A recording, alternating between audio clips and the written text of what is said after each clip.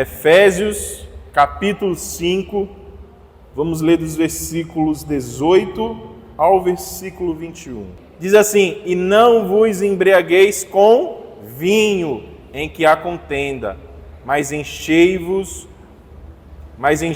do Espírito, falando entre vós em salmos e hinos e cânticos espirituais, cantando e salmodiando ao Senhor no vosso coração, dando sempre graças por tudo a nosso Deus e Pai, em nome do nosso Senhor Jesus Cristo, sujeitando-vos uns aos outros no temor de Deus. Amém?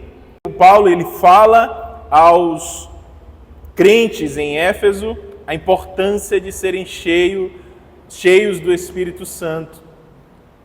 Talvez já não seja novidade para nós a importância que o Espírito Santo tem em nossas vidas, né? Porque em diversos lugares das Sagradas Escrituras, ao passearmos, nós vamos encontrar que é pelo Espírito Santo que somos selados por Deus como sua propriedade. E é por meio do Espírito Santo que nós seremos reconhecidos como verdadeiramente servos do Senhor Jesus. É também ao Espírito Santo a quem nós não devemos entristecer. Ainda no capítulo 4, no versículo 30, Paulo fala isso. Devemos também ser cheios, como ele fala neste versículo 18, a qual acabamos de ler. Ele também nos convence do pecado, da justiça e do juízo, como o próprio Jesus disse. É o Espírito Santo quem opera em nós o novo nascimento. Nós somos só nova criatura se nós não nascermos da água e do Espírito. Nós não teremos uma nova vida, um novo caminho com o Senhor. É Ele quem nos ilumina o coração para entendermos as Escrituras. Paulo, em 1 Coríntios, fala que é Ele quem ilumina, quem nos faz entender as Sagradas Escrituras, para que possamos ser cheios de amor pelo Senhor. É Ele também quem nos consola e intercede por nós com gemidos inexprimíveis. O próprio Paulo fala isso na carta aos Romanos. No capítulo 7, ele fala que o Senhor, que o Espírito Santo, ele intercede por nós com gemidos inexprimíveis. Coisas que não são possíveis ser expressas através de palavras. O Senhor comunica ao coração de Deus as nossas necessidades.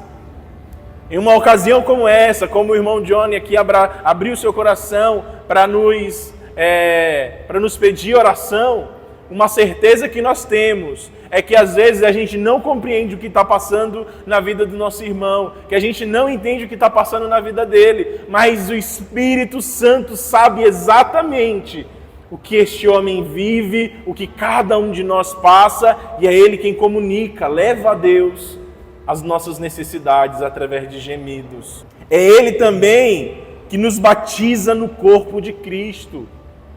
É Ele quem nos faz entrar, sermos recebidos no corpo do Senhor. É Ele também quem testifica com o nosso espírito que nós somos filhos de Deus. Às vezes a gente fica triste, cabisbaixo, se perguntando: Senhor, será mesmo que Tu me ama? Será mesmo que o Senhor me escolheu? Será mesmo que o Senhor me recebeu como filho Teu? É o Espírito Santo que vem e enche nossos corações de alegria com a certeza de que nós somos aceitos na família de Deus. É o Espírito Santo também que habita em nós todos os dias. É por intermédio dele que Jesus consegue manter viva a sua promessa de que estarei convosco todos os dias até a consumação dos séculos. O Espírito Santo não se aparta de nós. Nada pode nos separar do amor de Deus. Ter uma vida na presença do Espírito Santo é essencial para que a gente consiga vencer e romper com as adversidades da vida. Mas mesmo diante de tudo isso, ainda é possível termos todas essas outras experiências do qual eu falei com o Espírito Santo, mas ainda assim é possível que nós não tenhamos plenitude no Espírito. E é sobre isso que eu quero falar aqui com vocês. Sobre plenitude no Espírito. Amém? Billy Graham disse, de forma enfática sobre esse assunto, ele disse assim: todos os cristãos devem ser cheios do Espírito. Qualquer coisa menos que isso é só parte do plano de Deus para a nossa vida. Um crente que não é cheio do Espírito Santo, ele não é um crente completo. Aquele que não está de forma plena, sendo transbordado pelo Espírito do Senhor, ele não pode dizer que ele é um cristão completo. O Senhor não nos chamou para nós estarmos cheios pela metade. Ele nos chamou para sermos cheios do Espírito Santo. Então fica a pergunta aqui, né? Paulo, ele traz essa questão justamente por isso. Porque fica a pergunta a nós. O que nós escolheremos? Nos embriagaremos com vinho ou escolheremos ser cheios do Espírito Santo? Eu trouxe essas questões para fazer você aqui refletir, para que a gente entre de fato para esclarecer o texto do qual lemos no início, né? O primeiro objetivo aqui de Paulo, é importante a gente deixar claro, que é, Paulo ele não quer aqui condenar o uso do vinho. Essa não é a intenção do Paulo. Ao contrário do que muitos interpretam, né, e se utilizam dessa palavra para fazer isso, nós vemos diversos tipos de usos do vinho na Bíblia. Isso é um fato, né? A Bíblia estimula o uso do vinho como uma recomendação medicinal. Como o próprio Paulo, em 1 Timóteo 5:23, ele fala para Timóteo, porque Timóteo era acometido por diversas enfermidades na região estomacal. Ele fala para Timóteo, não tome mais água pura, mas tome água adicionada de vinho, por causa das tuas frequentes enfermidades. Provérbios também fala a respeito do vinho, né? Provérbios 31:6.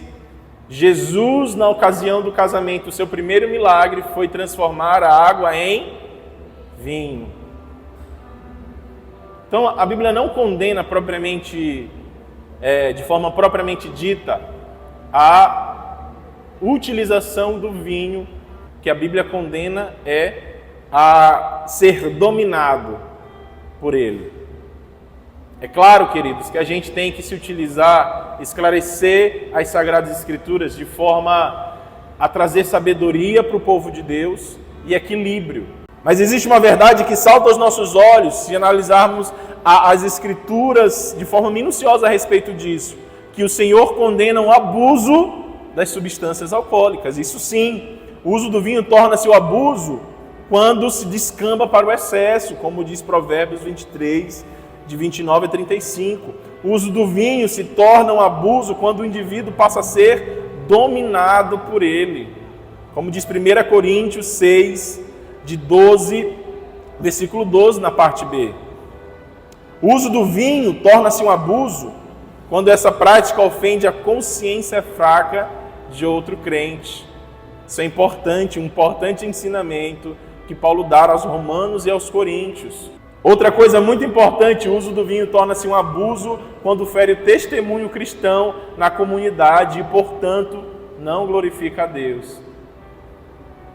E o uso do vinho torna-se um abuso quando há alguma dúvida na mente do cristão sobre essa prática, como diz o próprio Romanos, capítulo 12, versículo 23. Então, o abuso, onde gira em torno de todas essas situações, que é condenado por Deus através da Bíblia. Amém? Nós não fomos chamados para ser dominados por qualquer uma das coisas. Quando o Senhor colocou o homem no Éden, ele disse o quê? Vá e dominai a terra. O homem foi chamado, você foi chamado para dominar. Mas a partir do momento em que essa ordem é invertida, ao invés de dominarmos sobre o vinho, sobre a uva, né, que o vinho é produto da uva, nós sermos dominados por ele, nós já estamos invertendo a ordem do qual Deus projetou a humanidade. Quando nós, ao invés de dominarmos a cevada, do qual é feito a cerveja, e sermos dominados por ela, estamos invertendo o que Deus projetou para ser. Isso se vale para qualquer outro tipo de substância que nos cause dependência e gere domínio sobre nossas vidas. Tendo sido elucidado isso, esclarecido isso, o apóstolo Paulo ele levanta uma clara comparação aqui, né? Ele faz uma comparação entre a embriaguez e o enchimento do Espírito. E como o apóstolo Paulo se utiliza dessa comparação entre a embriaguez com o vinho e o enchimento do Espírito, é claro que a gente precisa compreender em que pontos essas coisas se assemelham e elas se diferem. A gente precisa explorar essas diferenças, essa comparação que foi iniciada por Paulo.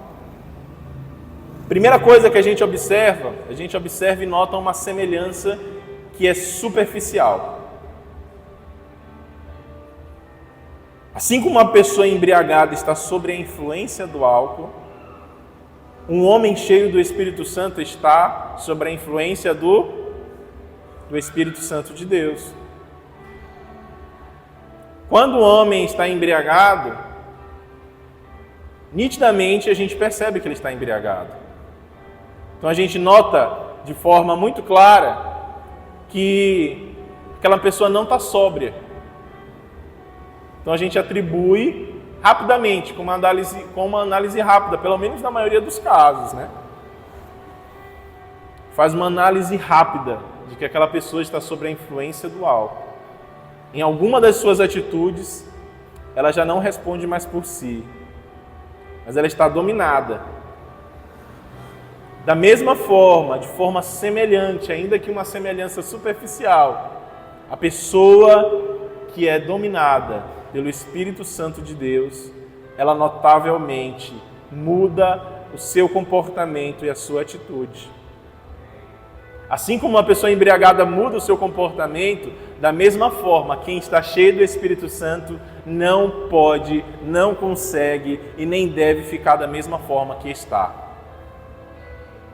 O Espírito Santo, ele opera em nossas vidas e em nossos corações.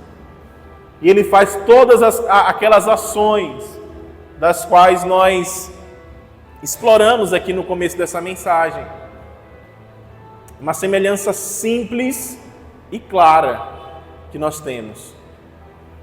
Mas também nós temos uma diferença que é profunda entre esses dois elementos.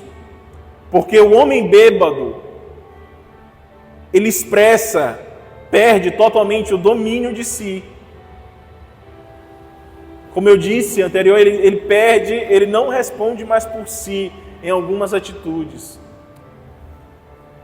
Alguém que já presenciou, já viveu isso, né?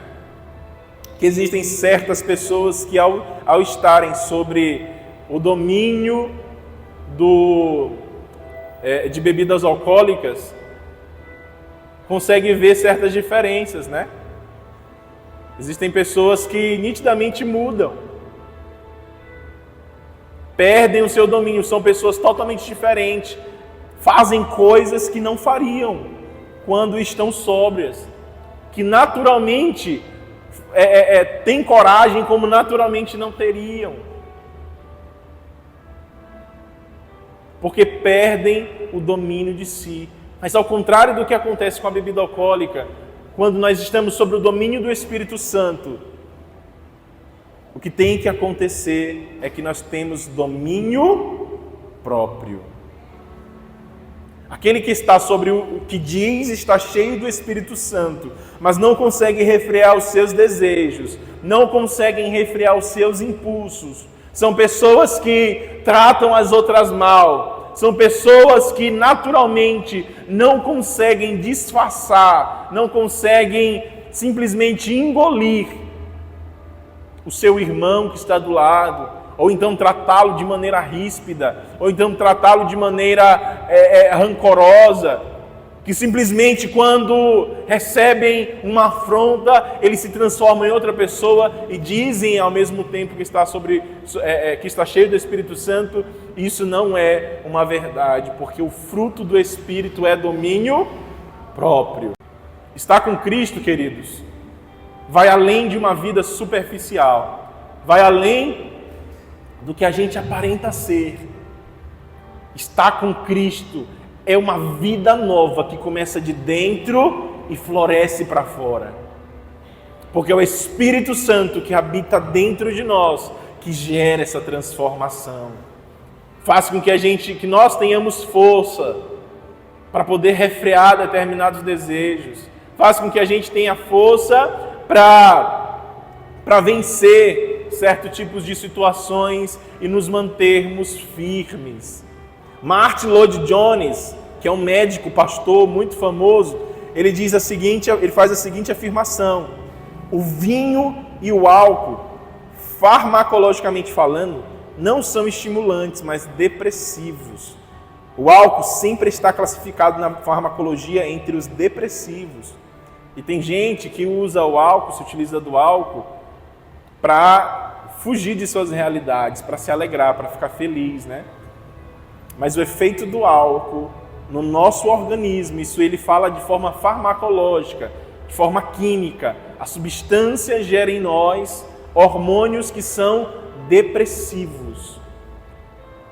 É por isso que muitas vezes, depois de passar o efeito do entorpecimento, a gente ouve alguns relatos de pessoas que dizem que são invadidos por uma grande tristeza e depressão, né? Porque o uso do álcool, ele ao invés de nos gerar alegria e nos fazer enxergar as coisas de forma alegres, ele faz justamente o contrário. E ele continua e fala: a embriaguez deprime o cérebro, tira ao homem o controle, a sabedoria, o entendimento, o julgamento, o equilíbrio e o poder para avaliar as coisas. Ou seja, a embriaguez impede o homem de agir de maneira sensata. O que o Espírito Santo faz é exatamente o oposto. Ele não pode ser posto no manual de farmacologia, mas ele é estimulante. O Espírito Santo é antidepressivo. Ele estimula a mente, o coração e a vontade. E está aqui o motivo para você abandonar, ou para você rejeitar, ou para você não voltar nunca a se utilizar de bebidas alcoólicas para poder se livrar de uma tristeza que o seu coração está sofrendo. Porque nós temos o Espírito Santo, afinal de contas. E o Espírito Santo, ele é tudo. O Espírito Santo, ele é suficiente. E ele opera em nós. E nós temos aqui também resultados opostos. Resultado oposto, resultado de estar embriagado pelo vinho, ou resultado de estar cheio do Espírito Santo. O resultado que Paulo atribui à utilização, à embriaguez com vinho, é dissolução, que significa bagunça, que significa confusão, que significa desordem. Você deve conhecer pessoas que têm sua família destruída por causa do efeito do álcool. E é só isso, a gente não pode esperar nada mais além disso do abuso da substância alcoólica, da dependência da substância alcoólica. E isso é uma tristeza, queridos. A bebida alcoólica destrói vidas, mas o Espírito Santo do Senhor em nós, ele reconstrói. Por isso que nós não devemos permitir que o Espírito Santo se esvaia de dentro de nós. Não estejamos plenos do Espírito Santo.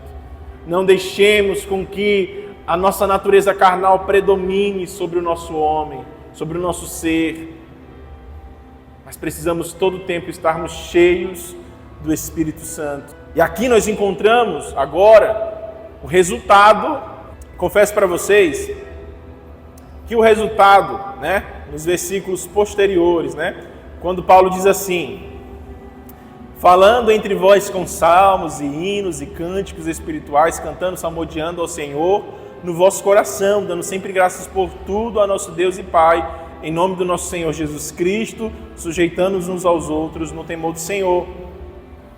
A maioria dos comentaristas, eles falam que aqui Paulo faz um claro paralelo entre a causa da embriaguez, as consequências da embriaguez, para a causa e as consequências de ser cheio do Espírito Santo. Ele atribui esses versículos que eu li como a causa, como o resultado de ser cheio do Espírito Santo e não a causa. Mas eu confesso para vocês, isso aqui é algo meu. Eu tenho a impressão de que não são somente resultados aqui que nós estamos nos deparando, né? Resultados em ser cheio do Espírito Santo. Mas também nós temos aqui a causa, por meio da qual nós somos cheios do Espírito Santo. E você vai entender quando eu explanar aqui para vocês todas elas. Primeiro ele fala que uma das causas, um dos resultados é falar entre vós com salmos. A segunda é cantando hinos, cânticos espirituais, cantando, louvando ao Senhor no coração. Ele também fala de gratidão e termina a falar de submissão, né? Em todos eles nós podemos perceber um forte indício de que ali não é plenamente um resultado, mas também é o meio pelo qual nós continuamos a ser cheios, continuamos sendo cheios, não deixando com que o nosso reservatório se esvazie. E quando Paulo fala a respeito de falar entre vós com salmos, ele está falando exatamente sobre o contexto do culto público. E John Stott afirma o seguinte: alguns dos salmos que cantamos são, na realidade, não uma adoração a Deus, mas sim a exortação mútua. Existem louvores que nós cantamos aqui na igreja que não são para adorar a Deus. Eita, pastor, mas como assim? Tem louvores que não são para adorar a Deus? Agora o senhor está pregando heresia. Mas vamos lá, Salmo 95, versículo 1 diz assim: vinde, cantemos ao Senhor com alegria, cantemos com júbilo a rocha da nossa salvação. Isso aqui é um convite para o nosso irmão. Isso aqui é salmodiar ao Senhor. Convidar o nosso irmão. O salmista diz outra vez: alegrei quando me disseram, vamos à casa do Senhor. Mas nós precisamos nos estimular uns aos outros a este ambiente de culto. Enviar uma mensagem para o nosso irmão: vamos lá, eu estou com expectativa de hoje ver você no culto, de estar junto com você adorando ao Senhor.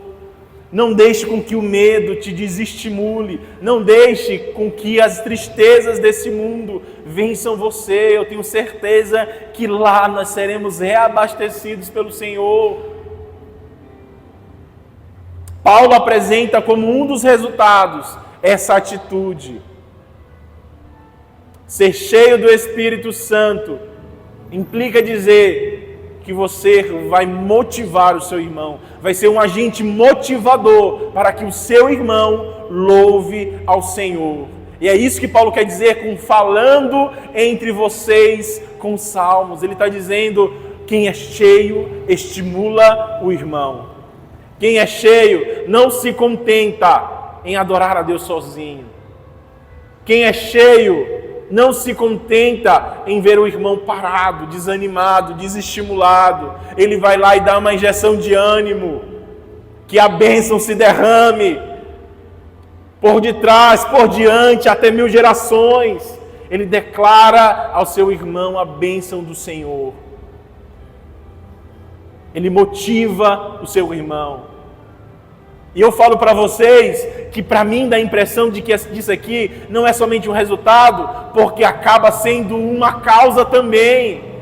Uma igreja motivada, que se motiva mutuamente, não tem como ficar vazia do Espírito Santo. Ela está sempre se motivando, se enchendo. Quando um quer cair, o outro vai e levanta. Não, vamos lá, vamos perseverar e continuar louvando ao Senhor. Não tem como este crente permanecer, ficar vazio, hora nenhuma. Porque no final das contas o resultado se torna uma causa muito forte para que a gente permaneça ainda mais cheio do Espírito Santo de Deus.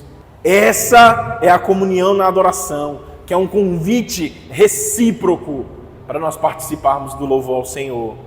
O crente cheio não deixa de estimular seu irmão à adoração, assim como o estímulo mútuo à adoração não deixa que fiquemos vazios do Espírito Santo. Amém?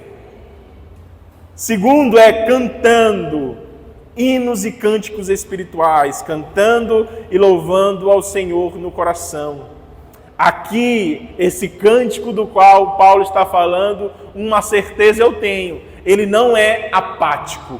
Quando você vem para adorar a Deus, tenha certeza que Deus não precisa, né? Eu falo assim, precisa, dá a intenção de que Deus é um necessitado. Ele não precisa, ele tem os anjos adorando a Ele a todo tempo.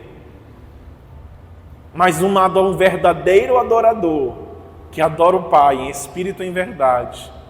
Eu acho isso lindo quando Jesus fala para a mulher samaritana, né? Essa mulher samaritana fala para o Senhor e fala: Senhor, os judeus dizem que a gente não pode adorar no nosso monte Gerazim, alguma coisa do tipo, eu não lembro exatamente, mas era o monte o qual os samaritanos adoravam a Deus. Os judeus falavam: não, lá não pode adorar não, que pode adorar é aqui, só aqui que pode adorar. E Jesus fala assim, vai chegar um dia em que Deus vai procurar os verdadeiros adoradores, que adoram o Pai em espírito e em verdade. Ele não mendiga por verdadeiros adoradores. O nosso Senhor, Ele procura por verdadeiros adoradores. Então, os nossos ambientes de culto, eles não, é claro que eles não serão momentos de euforia, no sentido de desordem, né? Não vai ser desordenado, mas quando nós chegamos aqui, todo o nosso louvor, toda a nossa adoração será depositada no altar de adoração do Senhor, com alegria, com júbilo, com entusiasmo, com força, com vigor, e não de forma apática. Quando o irmão que está aqui ministrando fala e cante a igreja, e ninguém canta. O louvor que está sendo aqui não é uma apresentação, apesar de nós termos um formato de palco aqui nesse lugar, mas está longe de ser um show. Aqui é uma celebração solene, o culto ao Senhor, onde qualquer um de nós aqui somos responsáveis pela adoração que fazemos a Ele. Você não vem para esse lugar para ser simplesmente um telespectador, ficar assistindo. Eu vou ver o que vai acontecer de novo lá na igreja. Eu vou ver qual música nova que eles vão cantar. Eu vou ver o que o Ministério de Louvor vai fazer de errado agora dessa vez. Não, você é um agente. Você é responsável pela sua adoração. Eu já cheguei a ouvir absurdos, acredita? E eu espero que nesta igreja ninguém cometa esse absurdo. Pessoas comentando no final do culto, falam assim: oxe, o louvor hoje foi fraco. Não gostei do louvor hoje não. E dá vontade de chegar e falar assim: irmão, graças a Deus que tu não gostou. Porque não era para ti não, carnal, ranzinza. A adoração foi para Deus, é a Ele que nós adoramos, é a Ele que prestamos o culto. E se você não gostou, você deve estar falando do seu culto, porque o meu culto ao Senhor eu entreguei de todo o meu coração. Você precisa se preparar para vir para este lugar. Não dá para vir de qualquer jeito, queridos. Eu falo para vocês experiência própria. Toda santa vez que eu chego nesse lugar, agoniado, apressado, atribulado, eu não consigo entregar uma adoração genuína. Eu não consigo me concentrar. E isso tudo impede com que nós sejamos cheios do Espírito Santo. Porque a palavra de Deus diz que o Espírito Santo habita em meio aos louvores. Quando cantamos, o Senhor caminha entre nós.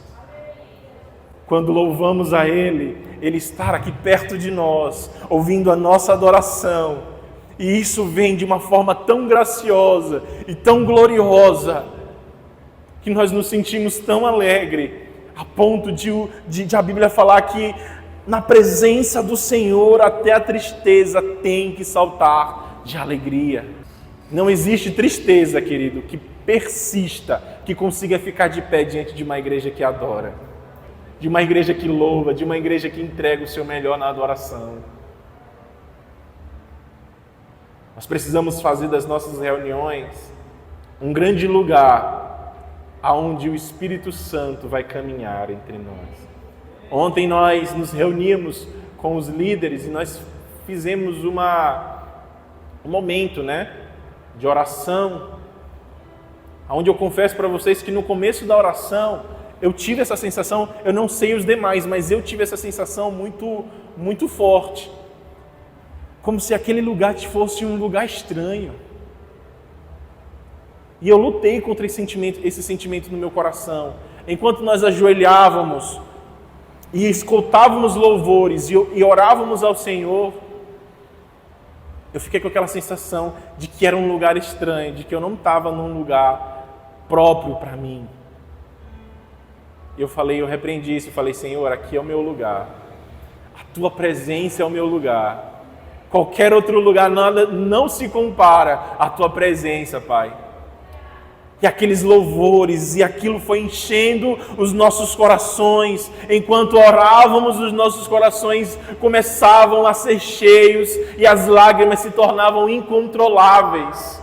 Porque o Espírito Santo encheu cada um dos que estavam naquele lugar. E é isso que precisamos fazer das nossas reuniões. Agora você entende que cantar ao Senhor não é somente um resultado, mas é uma causa também pelo qual permanecemos sendo cheios do Espírito Santo? Se você cantar, se você louvar ao Senhor, você vai continuar sendo cheio do Espírito Santo. Outra coisa que Paulo fala é a respeito da gratidão. Isso aqui eu nem preciso falar muita coisa, Um coração murmurador, queridos, ele é um vaso rachado. Quando nada está bom,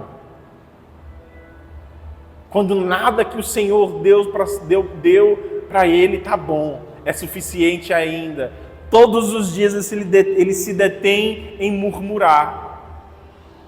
É como um vaso rachado, não consegue reter nada. E existem diversas coisas pelas quais nós podemos expressar ingratidão ao Senhor. Acho que a palavra do momento aí, o que mais se espalha nas redes sociais é gratidão, Mas às vezes nós só fazemos isso da boca para fora. Porque no final das contas,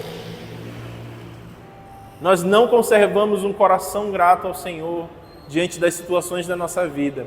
É claro que a gente não precisa louvar ao Senhor pelo mal moral. O que é isso, pastor? O que é isso, pastor?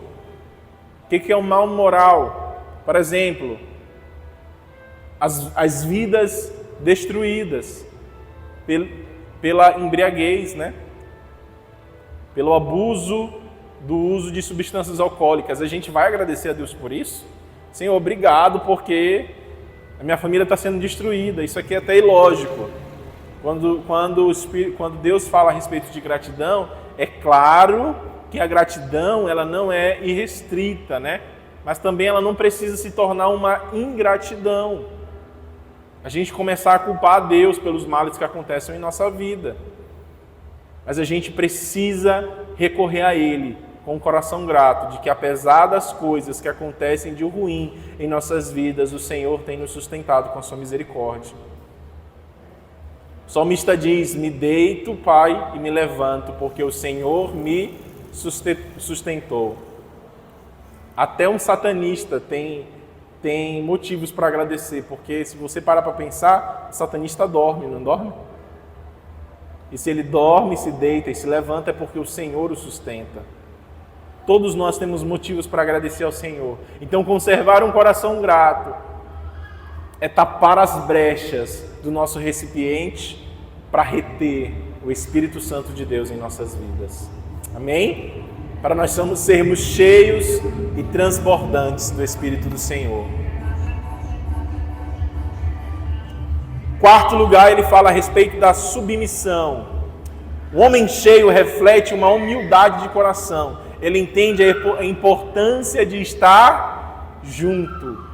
Não existe vida cheia do Espírito Santo estando isolado.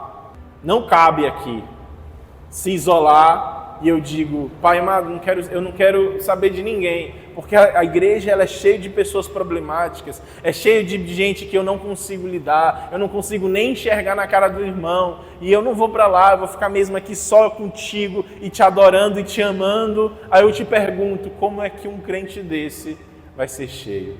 O crente que é cheio do Espírito Santo, queridos, ele ama aquilo que Deus ama. Como é que eu vou odiar, dizer que eu não suporto olhar para um homem, uma mulher que Deus morreu por ele, que Deus ama? Como é que eu vou dizer isso? É claro que às vezes existem relações que são difíceis e conflituosas, mas elas são importantes para o nosso crescimento. É uma relação mútua que temos.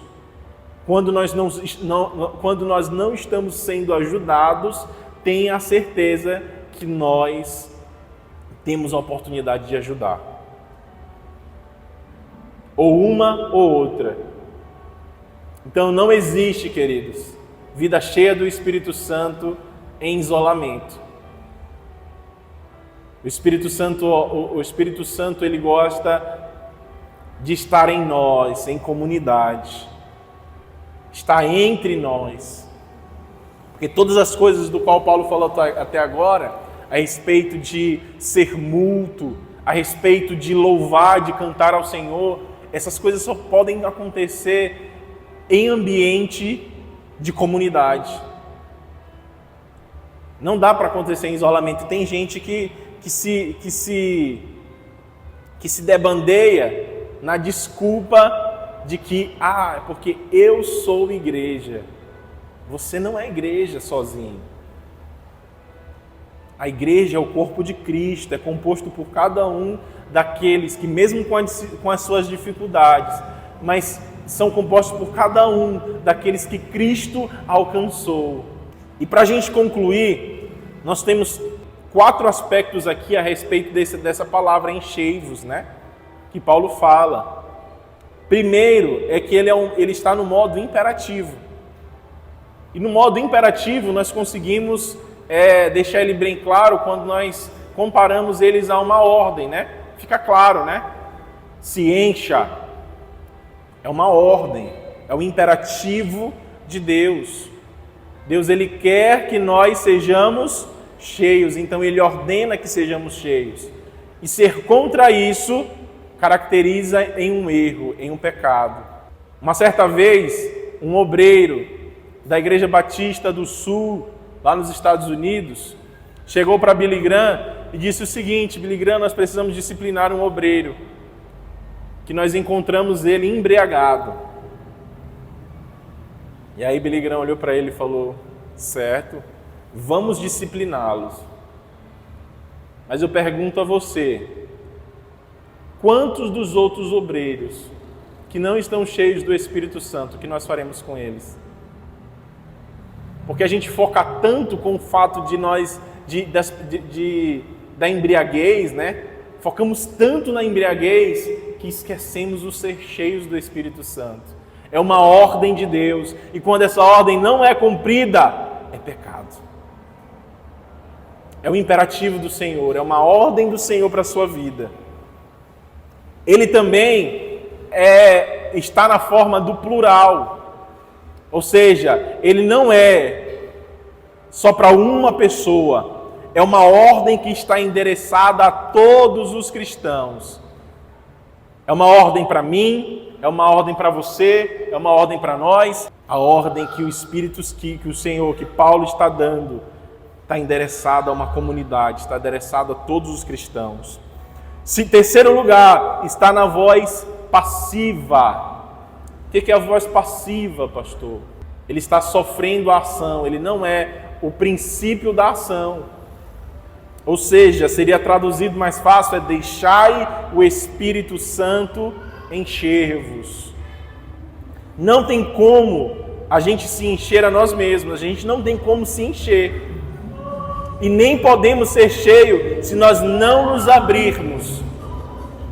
E nem podemos ser cheios se nós não nos abrirmos à ação do Senhor em nossas vidas. Existem muitos de nós que compartimentalizamos a obra de Deus em nossas vidas, né? Nós chegamos e falamos, Senhor, aqui, só até aqui o Senhor vai tocar, só até aqui o Senhor vai fazer. Passando daqui, o Senhor já não pode mais fazer. Nós precisamos abrir os nossos corações para que Ele acesse lugares que nós não queremos que Ele acesse, mas é necessário que Ele acesse para transformar a nossa vida, o nosso viver e mudar completamente o que nós somos. Amém? E por último, Ele está no tempo contínuo. Existem dois tempos verbais no imperativo, né? Que é o auristo, que é uma ação feita de uma única vez, e esse mesmo enchei-vos foi aplicado lá onde Jesus ele faz o milagre da transformação da água em vinho. Ele fala, enchei as talhas, ou seja, aquela ação de encher, ela foi feita uma única vez. Mas aqui está no presente contínuo, que é uma ação que deve sempre acontecer. Ela nunca deve parar. Se deixar ser cheio do Espírito Santo, nunca deve cessar sobre nossas vidas. A todo e qualquer momento nós precisamos abrir as nossas vidas para que sejamos cheios do Espírito Santo. A plenitude do Espírito não é uma experiência de uma vez, não é porque um dia eu fui cheio do Espírito Santo. Em um culto eu senti a presença do Espírito Santo de forma muito forte. Ela é uma vida nesse estilo. Amém? Eu quero convidar você para se colocar de pé, para orar conosco, para que nós passemos a ter uma vida cheia do Espírito Santo de Deus. Esse é o desejo expresso do Senhor através da sua Sagrada Escritura. É uma ordem, é um imperativo. Não é somente para uma pessoa, é para todos.